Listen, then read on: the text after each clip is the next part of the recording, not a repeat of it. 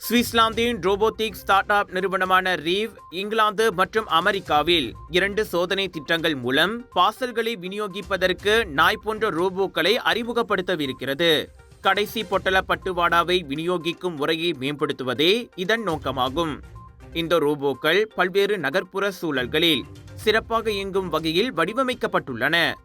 உதாரணத்திற்கு, அவை படிக்கட்டுகளில் ஏறி இறங்கவும் சீரற்ற நிலப்பரப்பில் செல்லவும் முடியும்.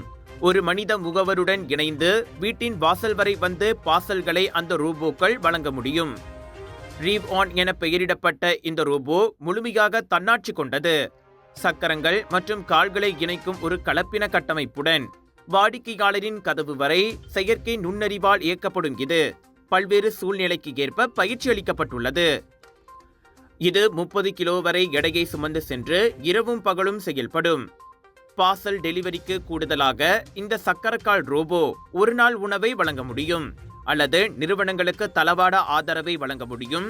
முக்கியமான ஆவணங்கள் அல்லது உபகரணங்களை கொண்டு செல்ல உதவுகிறது. இங்கிலாந்தின் பான்ஸ்லி மற்றும் அமெரிக்காவின் ஆஸ்டின் மேற்கொள்ளப்படும் முதல் 2 திட்டங்கள் மீன் வணிகத்தின் வளர்ந்து வரும் சவால்களை எதிர்கொள்ள இந்த வகை ரோபோவை விநியோக நடவடிக்கைகளில் ஒருங்கிணைக்கும் சோதனைகளை கொண்டுள்ளன.